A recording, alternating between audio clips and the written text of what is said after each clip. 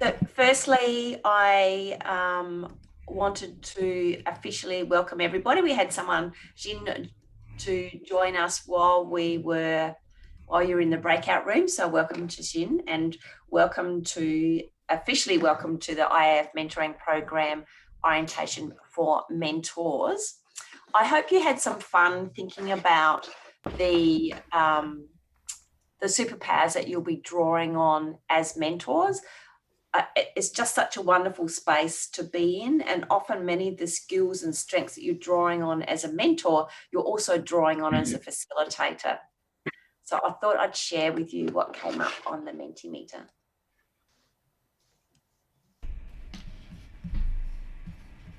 Okay, so we can see that there is your contacts, so your networks, mutual learning, time, flexibility, vulnerability, experience, curiosity, resources, creativity, sharing your journey. I noticed listening has stood out loud and proud in the middle there. And I know when I think about listening as a mentor, as a coach, as a facilitator, that we're listening with all of our senses, aren't we? So it's more than the words. It's what we're seeing, what we're hearing, and sometimes what we're not hearing as well. So thank you for sharing that. So for tonight or today or this afternoon, depending on where you are, I thought that what I would do is actually take you through the handbook. So when you go on to the IAF website and you go to the mentoring program page, this handbook can be downloaded, and it's a really great resource for the mentors and the mentees. So I'm really excited that this is actually our third IAF mentoring program, and the inaugural program, for those of you that aren't aware, was held in 2019. So what I'm going to do is go through the actual program, go through some of the skills and strengths that might be useful for you, and also I'll make sure that I stop and check in with you if you've got any questions that you might have.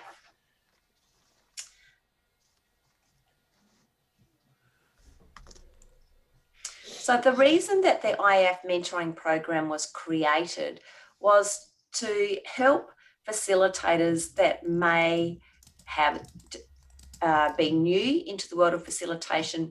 They may be experienced, or they may be even toying as a manager or a leader on how they can draw on facilitation skills within their workplace.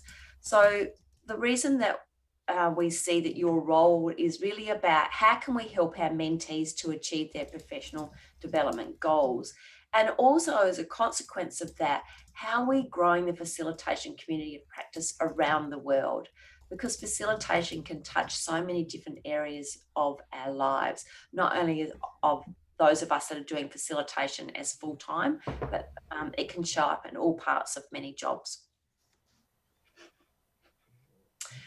I know that I just want to check in too for mentors that have been part of this program and also have been watching the development of the professional pathway.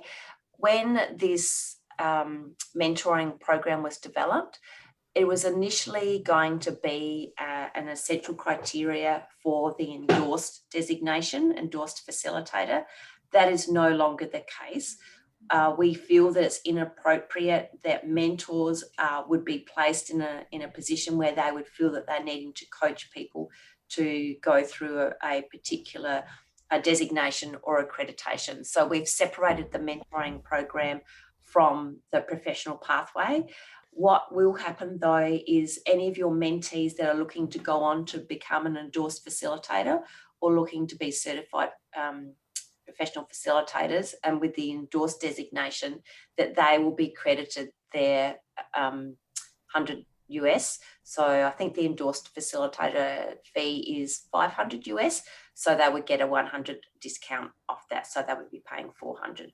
I also know that those have already completed the mentoring program. If anyone asks you, that they will be having priority as well, because there'll be, I believe, listening to Gerardo, there's a huge interest in that designation.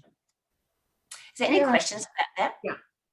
Sharon, so I just need to be clear on the endorsed, because I've been a person has contacted me who wants to go through the endorsed facilitation route.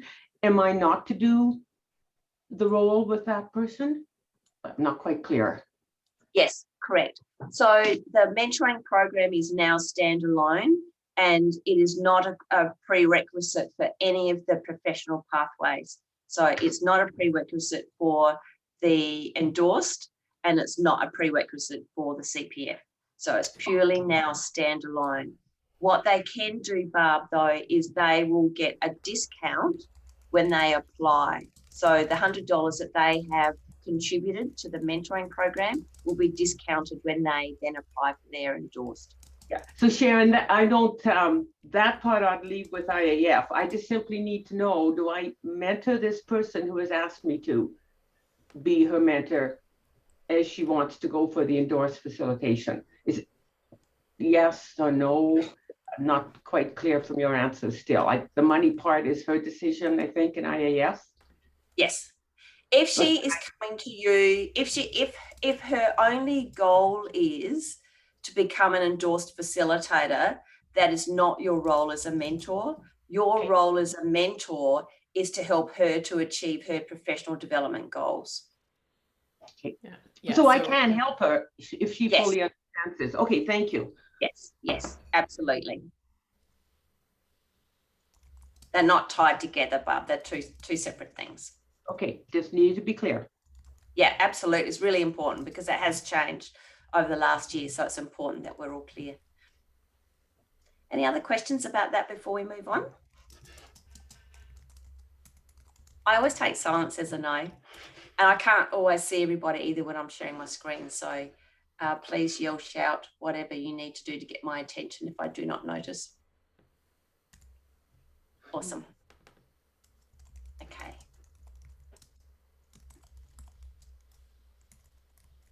So I'm going to quickly go through, and I know some of you are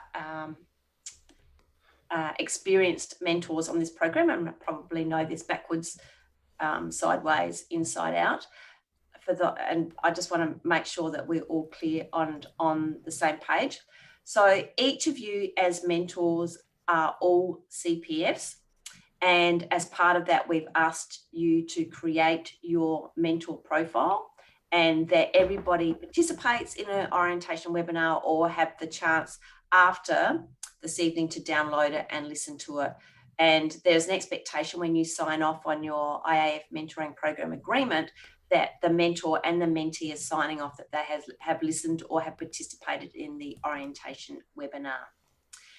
We have had some comments from mentors already from last night. They had their orientation webinar last night, that they have been contacting mentors, and on their profiles they're showing as available and they're no longer available. So my recommendation to you is, as mentees are reaching out to you and you have accepted one or accepted two or accepted three, however many mentees you're prepared to work with, that you advise the IAF office as soon as possible to change your availability from yes to a no, so that mentees don't continue to contact you to seek to work with you. Okay, so that happens through the office, so we send an email to the office? Yes, send an email to the IAF office, yes, and they can update your availability. So I'll just show you, I'll just stop sharing, I'll just show you what that looks like so you can see what it looks like on the site. So you can see the website there. So I've got 4 of the mentors listed, and you can see at the end one you've got Larry. When you go down to availability, he has got his changed from a yes to a no. So when the mentees look at that, they know not to contact Larry, right? Because he already has his mentees. So if each of you could do that, it will save time on your behalf replying to mentees, and it will save time on mentees' behalf sending emails out to people that actually are no longer available.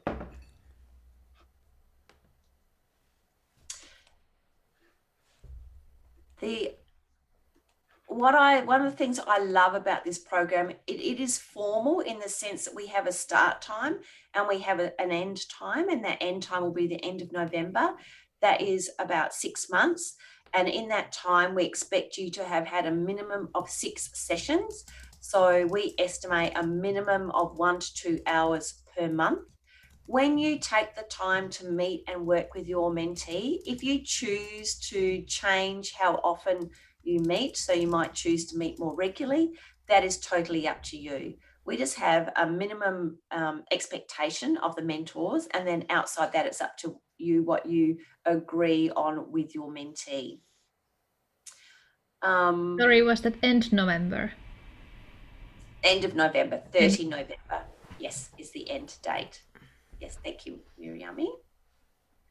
At the end of that time, I think it'll be really awesome that when you go and have your first session with your mentee, that you think about some of the criteria about what it might look like for you to be celebrating that you've done well at the end of it. Because I think often what we don't do in life is take a moment to stop, to reflect, to breathe, and to celebrate. So it'd be good between you to think about what you'd like to be celebrating at the end of your 6-month time together. And we also will be sending out a really short survey to help us to grow and evolve the program. Our vision is that we will not need to be doing these orientation webinars in the future. We'd like it to be self-serving, so eventually that mentees and mentors, this can be rolling through the year rather than at the moment we have set and start and finish times, so that it can suit the needs of the mentors and the mentees.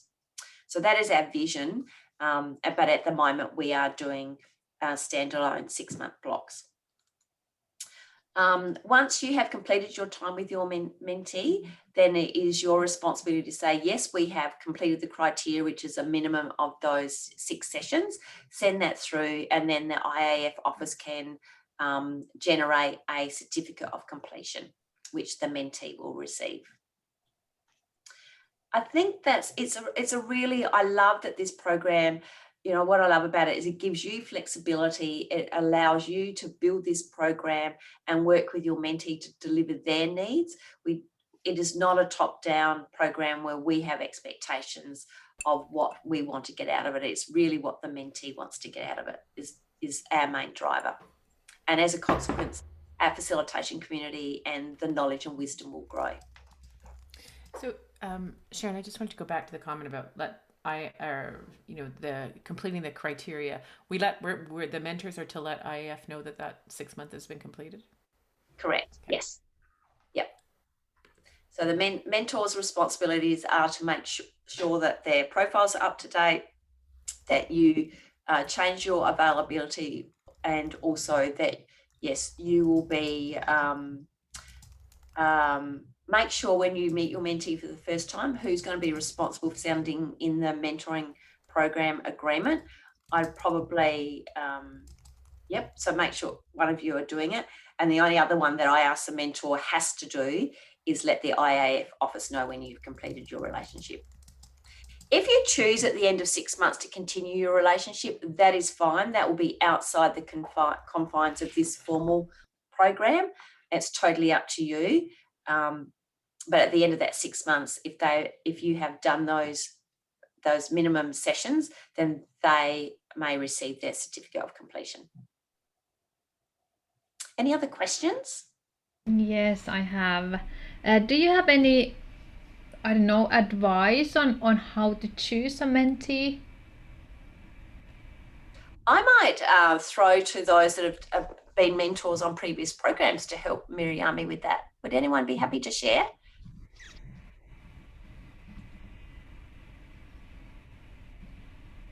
I know for a start, Miriami, that sometimes mentors don't, because we are putting the onus on the mentee to choose their mentor. So it's their responsibility to go to the website. It's their responsibility to do the research and read the profiles, for them to have done some work around what they would like to get out of it, so that they're actually approaching people that they believe would have the skills. And then sometimes it might take until you meet them the first time to know whether they are a good match. Yeah. So you will know, Miriami, would be my my Yeah, maybe I was, well, actually, I chose already, but I was kind of surprised getting kind of, I maybe didn't know how it goes, so received more contacts. So I wasn't expecting to find myself in a situation like, okay, sorry, I didn't choose you, kind of. I thought maybe there's a connection made by the office and one it will be proposed or something like that. So then I was like, I didn't have time to do kind of assessment meetings with more people. So then I did it based on how specific the learning goal for the person, how specifically the person was able to formulate their learning goal, and why they saw that I could be helpful in that. So that was also then the criteria I said to the others, this is based on what I chose. But I don't know, this was just my own invention, so I don't know if there was an kind of an instruction for that or... No, there's not any instruction, Miyami, because I think it's really important. It's a bit, because it is a personal relationship, that it's important that you drive and the mentee drives what is right for you. Right. Yeah. Is there any other comments from anyone else that would like to add to that? What I could add, Sharon, hi everyone. What I could add is that I did learn after the first round not to just say yes to the first request, because I could expect to receive more than one.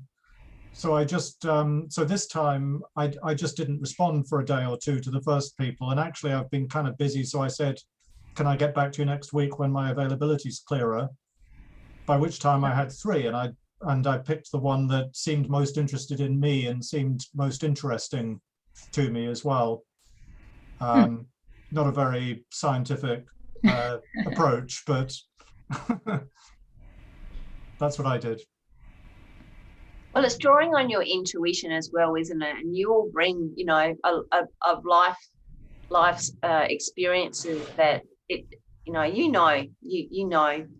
And I've also said to the mentees that, that to expect some kind of reply, even just acknowledgement within 48 hours of them sending something. So even as Martin said, I'll get back to you when I've got more time.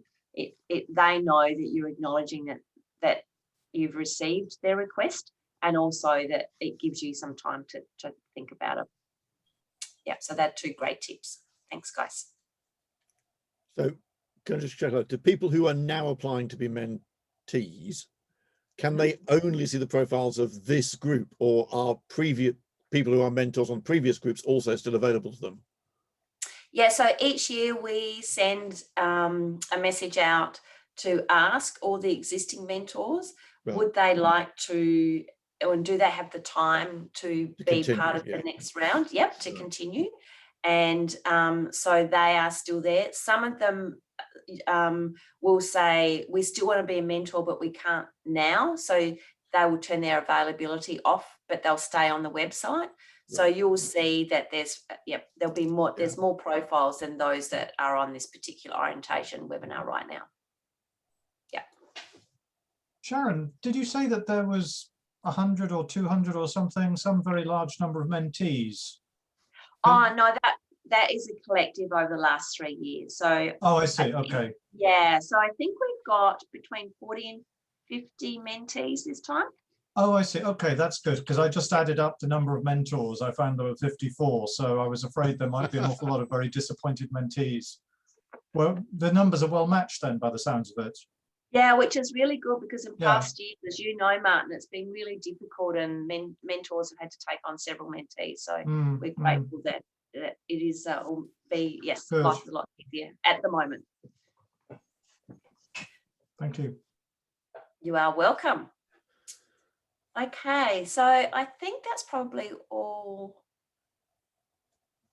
the main points for that. I'll just move down to the next.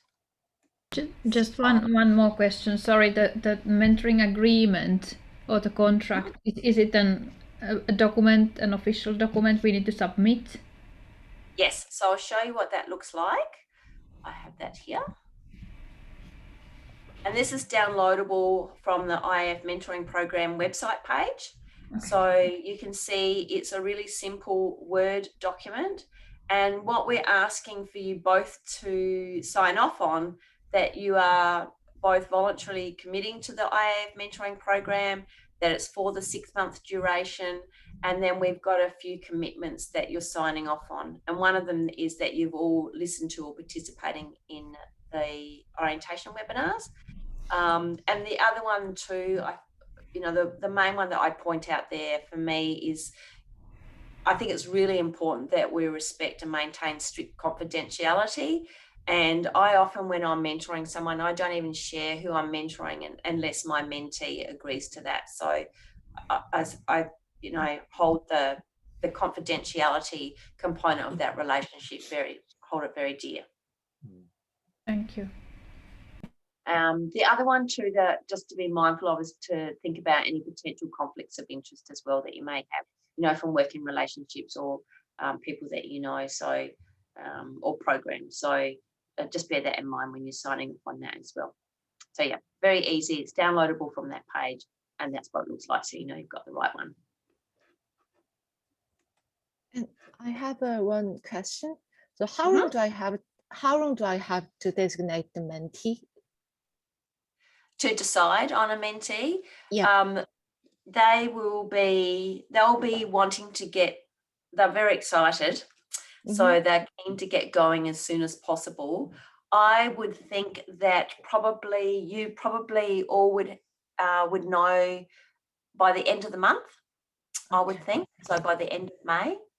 Sometimes mentees get a bit stuck and they'll reach out to either the office or to myself or to Dorado, and then we'll help them. So sometimes it's past May before mentees have been connected with somebody. But generally, I would think by the end of May that you would all have heard from mentees and would have decided who you'd like to work with.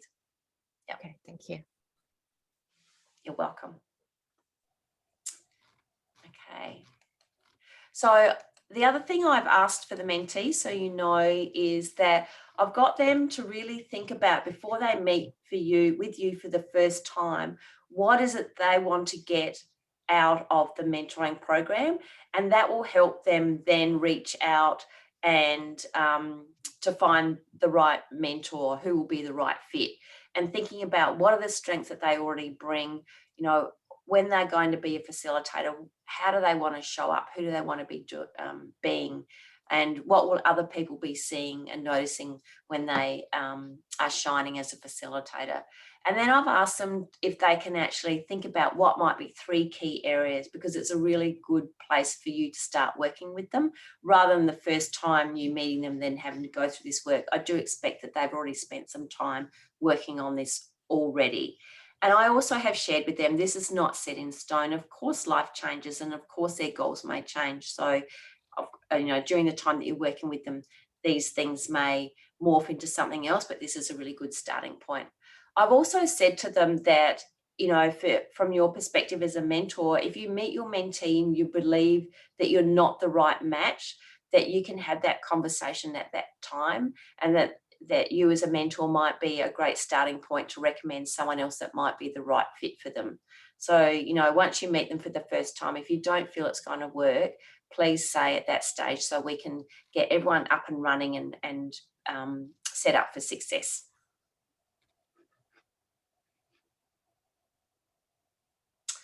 I thought it might be really cool now. So we've got probably about 20 minutes. I thought it might be great to actually, I'll just stop sharing for a minute, for perhaps break you into 2 groups. And I want you to think about, from a mentee's perspective, what do you believe their roles and responsibilities are to ensure that they set themselves up for success? And the other half, I'd like you to think about what the roles and responsibilities are of the mentor that's going to help you set yourselves up for success. So I'm going to pop into the chat box.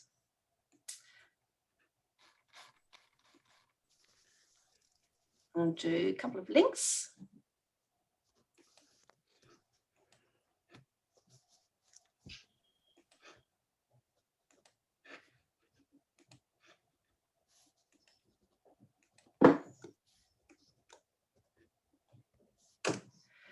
So the first link is for the IAF mentoring program, Mentor Roles and Responsibilities. It's a Google Doc.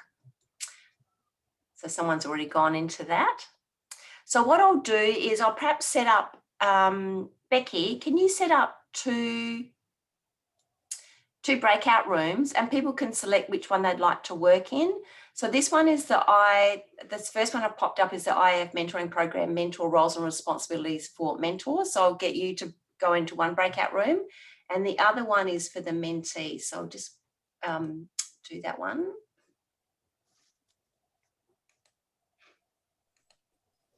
And I'll get you to self-select. It'd be good if there's roughly half of you in each one.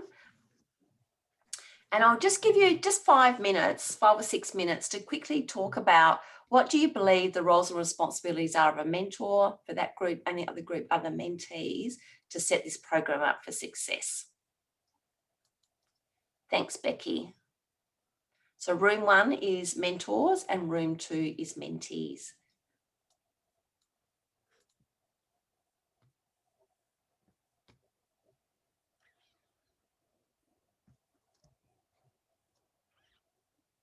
Thank you. Great. It's a big decision deciding which one, isn't it, guys?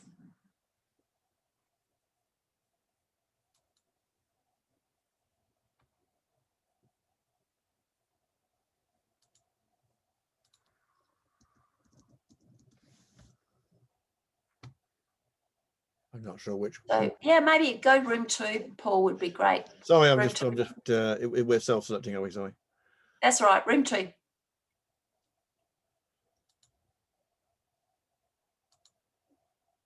Yeah, trying to pick it. So I've You been got it? spending so much time in Teams, I've forgotten how to use Zoom. Yeah, so I'll do it for you. Shove me I'll in see- too, will you? Yeah. No, I'll put you in 2. Done.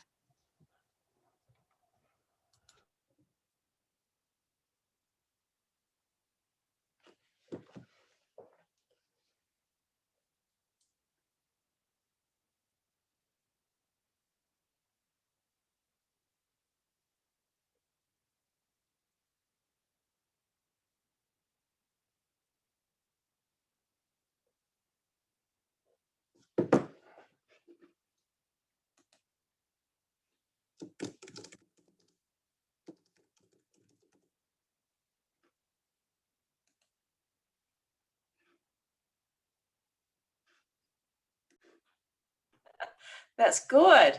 All right, awesome. So I might start with the mentoring. Would someone from the mentoring group like to just run through what they came up with?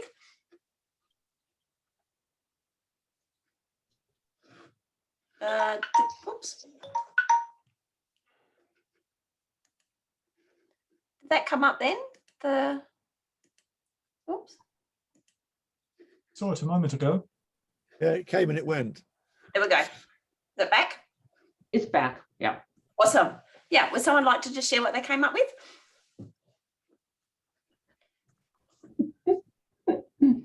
I don't mind going. Thanks, Barb. So, so a couple of things. I think a few of us said we have a responsibility to get on the website and just read what's required. That things happen very, very quickly. And I put my mentor profile on and I thought there'd be something coming out. And the next thing I know, a mentee is contacting me. So that was a biggie for me, like read it. Then pose questions to help them think about and articulate their goals. Share our ideas and experience, specific and clear, with the intent to help them discover their own answers, to not give our answers. It is a way of them being understanding, developing what they want to do, not us telling them. Help mentees overcome their barriers for growth, be curious, be available, and help find resources. Those are some of the responsibilities and roles. That's Anyone great. else? And sorry, anything else to add? Anyone in that group? What I loved about was that, you know, for us as mentors, our responsibility is not to tell. It's more around sharing stories, sharing wisdom, sharing options for them to come up with their own solutions. It's so empowering. And, you know, if we can work with their mentors on what they want to do, that's very transactional. But, you know, as mentors, what we really want to do is also be working with who they are and who they will be as a facilitator. And that's where the transformation comes from. So it's so powerful. So thank you. I'll just get the mentee one up. Someone from that group like to share?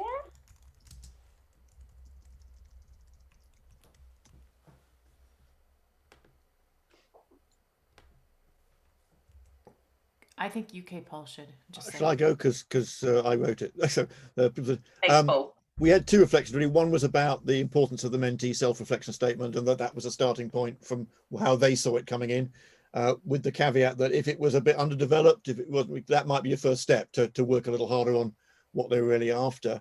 Though people who'd done it said they thought they were very good, the ones that they still come in. And then there was really quite a lot of agreement that the mentee should take as much of the lead as possible, down to when are we going to meet, what are we going to talk about, what's the next steps. You might challenge some of that, but if they have a direction they want to go, you try and just help them along the track, and they're owning their own learning. A lot of parallels with coaching were drawn. And a very fundamental thing was to do something between one session and the next. So there was some progress in between the discussions that then could feed the next discussion. Yeah, absolutely. And if they're not driving action, then they're not going to be, from your perspective, you know, a worthwhile mentee. They're there for the wrong reasons. Yeah, absolutely. And there are so many correlations between a mentor's role and a coaching role. The difference for me is, you know, when you're as a coach, that you are supporting people to get where they want to go without doing it for them. Whereas when you're mentoring, there's a little bit of hand holding and a little bit of sharing wisdom and experience and stories along the way. Awesome. Thank you, guys. That's great. So I'll just go back to add document to finish off going through that. Oops, my mouse is for a second. All right. Okay. So I've already talked about maintaining your mentor profile, so I will skip that. I think, you know, some of the things that you were talking about, you know, just when we're running a facilitation session, that when you're having your first session with your mentee, it's really thinking about some of the rules, some of the guidelines, what is some of the questions you might ask to ensure that you're setting your relationship up for success.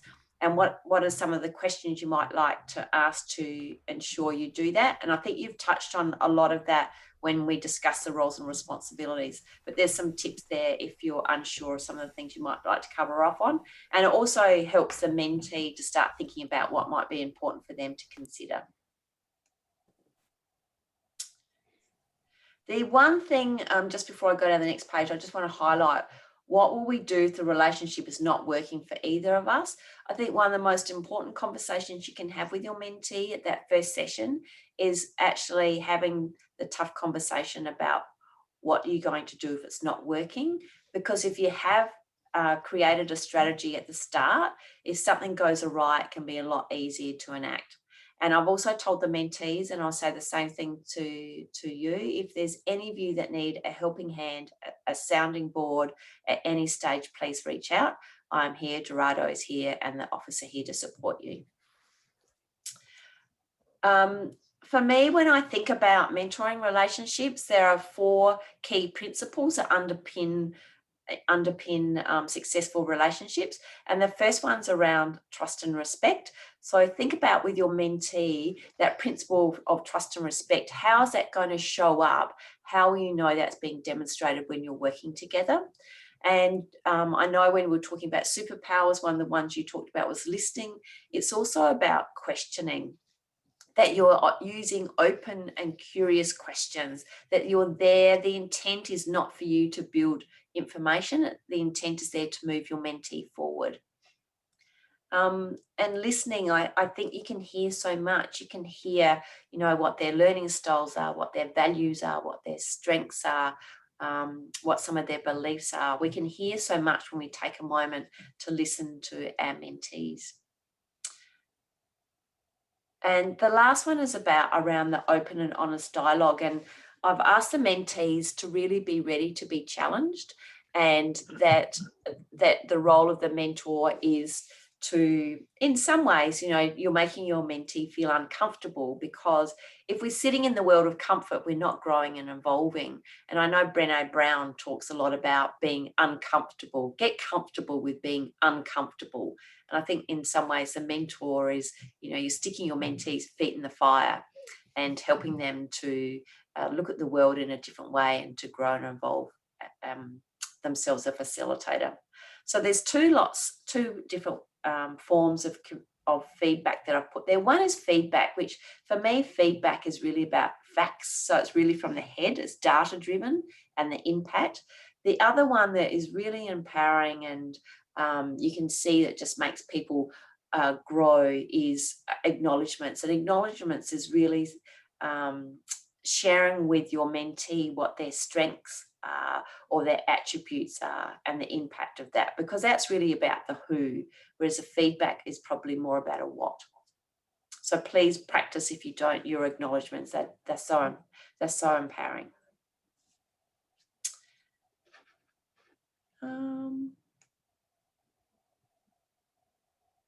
The last one is that I've also asked the mentees to think about, to be prepared when they meet with their mentors. And I'm not sure if any of you already do this. I often will create, I've got a little pre-preparation form that I use, that I'll send to my mentees, and just ask them some questions around some of the suggested ones put in the handbook. So to get them thinking and so they're in the right mindset when they meet with you for the next session. And then I think I think Paul, you were saying that you'd like the mentee to drive that. Check in, because sometimes sometimes the mentees can feel a bit shy and a bit overwhelmed if they think their mentor's busy and they don't like to interrupt. They don't want to feel like they're being a bother. So sometimes when you don't hear from a mentee, it's not that they don't want to be in a relationship with you as the mentor. They might feel a bit shy about driving that. So be mindful of that.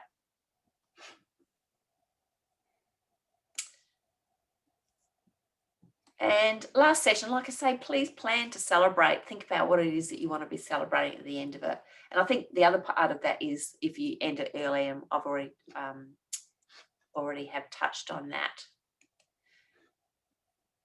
All right. I think we're nearly at the end. I just want to stop, take a breath, and ask if there's any questions before we wrap up. Anything I haven't touched on you'd need to know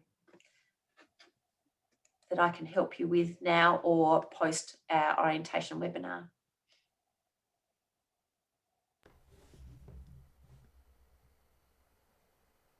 I'm just realizing that I didn't do this webinar the first time around. It probably would have been helpful. So the recording would have been there, Robin. So well, I remember looking at the slides, but I didn't listen to the recording. So I can appreciate that.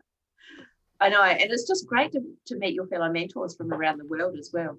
I think Can I check a practical thing? Yes. Obviously, the majority of mentees have gone to Miriam and to Martin first. Do the emails from the mentee come direct from their email address, or do they bounce through IAF? No, it goes straight from them to you. Right. Okay. So yeah. So what's the junk box? Because yeah, Sharon, it's Barb. I really appreciated you sharing what you told the mentees. Are there other things that you have told the mentees that would be helpful for us to know that you may not have mentioned? Great coaching question. I don't think so. I think I've touched on all the points. I went through the program the same as you. I just did it from a slightly different slant, making sure that for me, it was really important that they knew that they had to drive reaching out to their mentor, that, I was recommending, as Paul was saying, that they drive a lot of it. However, I know from previous experience it doesn't always work like that. So be prepared that sometimes mentees aren't ready to step up, and you might need to hold their hand to drive some of that communication. and setting times. Sharon, I was just wondering, roughly when would we expect to hear from the mentees? Is there like a deadline that they'll reach out by, or I mean, what timeline are we looking at? Well, the mentees had their orientation last night, and I know that some of them have already started emailing. So they are in the process of doing that. We will send a follow-up email probably in a week's time or so, just to say if they haven't reached out to anybody, to make sure they start doing so. I would like to think that we have the mentees all set up by the end of May. However, previous experience says that doesn't always work like that. It could take a bit longer. Thank you. You're welcome. All right. So maybe in closing, I'd just love to hear a closing comment from everybody. And if someone would like to start, you can nominate the next person. So who'd like to start?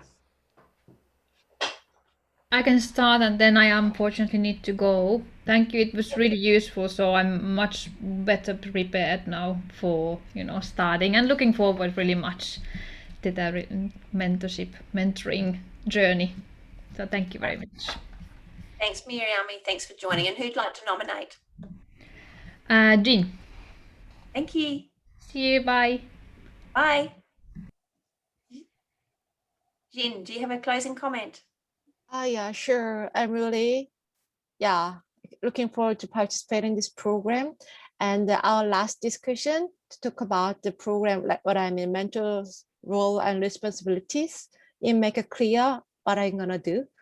And I'm really, ready for. Thank you. That's great. Thank you, Jean. And who would you like to nominate? Martin. Oh, thank you, June. Yeah, thanks, Sharon, and thanks, everybody. I'm looking forward to it, and I'm glad to have been able to attend this and feel like I'm part of a team or a community of practice or something. Barb. Thank you, Martin. Lots more clarity and enthusiasm, which I was before, but this has really, really helped to make me feel very excited. And I love the slides with the questions. So that's just such a help for us. And I'm going to say, where am I? Great. No, Grace, did you go? I can't even remember. So I will say Mark. Yay, Mark.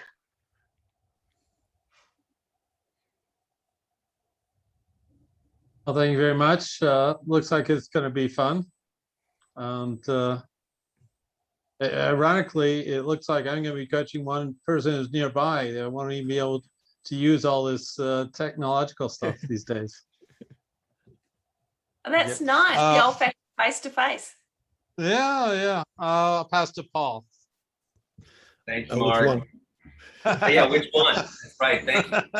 UK Paul, US Paul. You're talking US Paul. You go first. Of course, I'm from the US. Of course, I'm talking. Thank you. I just want to say thank you to Sharon and whoever's responsible for organizing this. I've been on the other side of these things, and there's always stuff you forget and don't get right. But I think you've designed a really beautiful framework for us to do our work. So I appreciate that.